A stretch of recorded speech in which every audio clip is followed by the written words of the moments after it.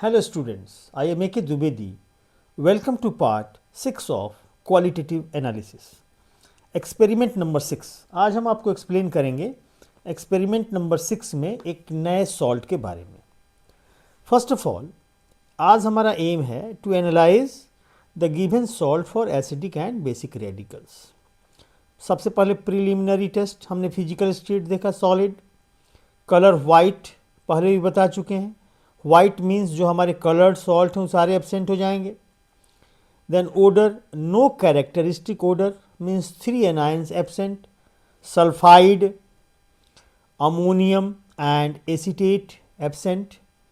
Solubility हमको मालूम है कि only soluble salts are provided, soluble in water.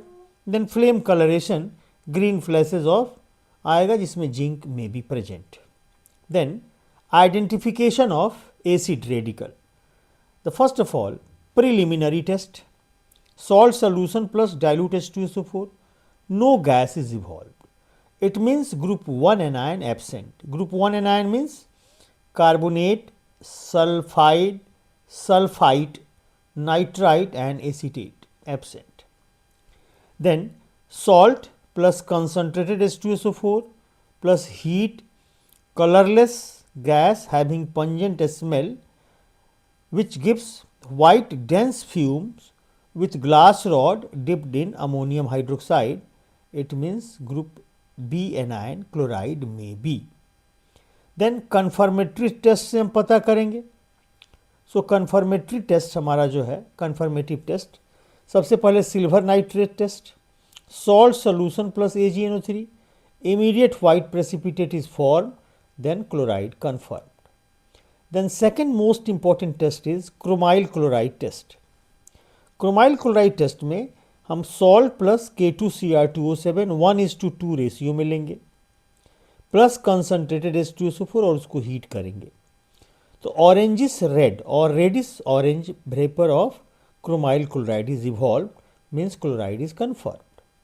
अब जो हमारा क्रोमाइल क्लोराइड है, जो गैस निकला उसको हम पास करेंगे vapour in a test tube containing sodium hydroxide that is alkaline medium and उसमें एसिटिक एसिड मिलाएंगे और लेड एसीटेट, एसिटिक एडिक में acetic medium and lead acetate in above solution, yellow solution of sodium chromate obtained और yellow precipitate of lead chromate is form, so chloride confirm हो गया। अब आएगा identification of basic radical. This is very very important and slightly complicated for class plus 11 and 12 students, क्योंकि वो चाहते हैं कि इमीडिएट रिजल्ट डायरेक्ट हो जाए, लेकिन ग्रुप एनालिसिस हमको करना ही है।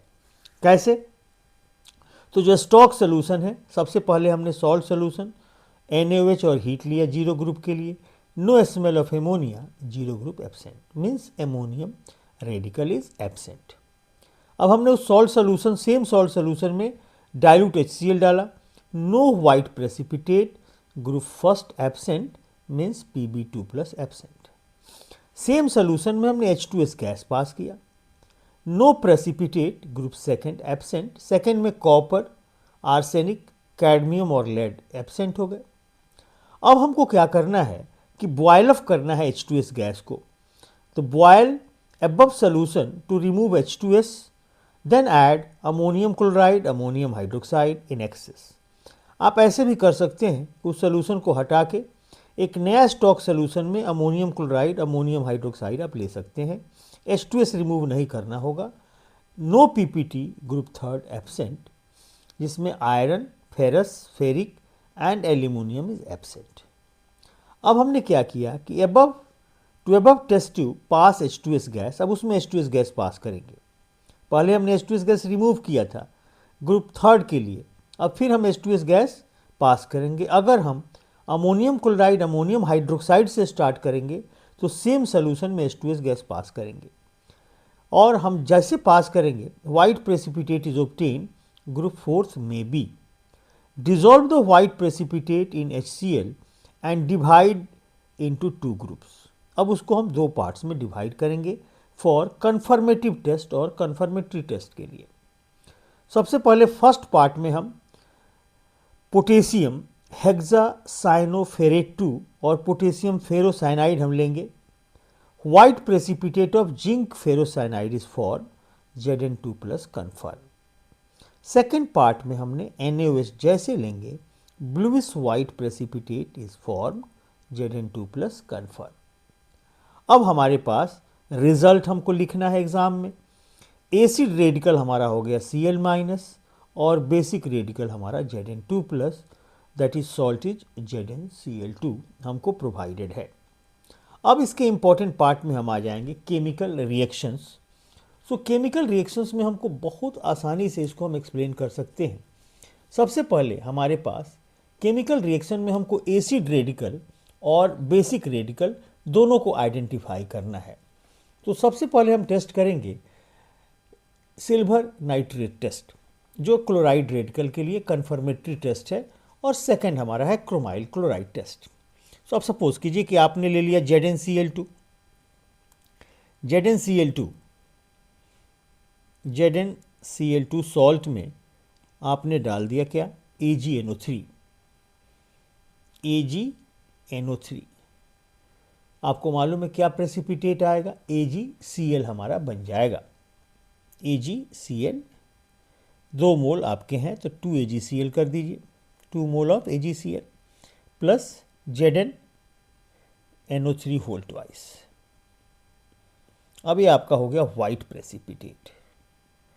अब ये वाइट प्रेसिपिटेट जो है, अगर आप इसको डालते हो अमोनियम हाइड्रोक्साइड में AgCl, हम अगर इसको डाल दें अमोनियम हाइड्रोक्साइड में तो यह डिज़ोल्व हो जाएगा और एक कॉम्प्लेक्स बन जाता है इसमें डाईअमीन सिल्वर 1 क्लोराइड.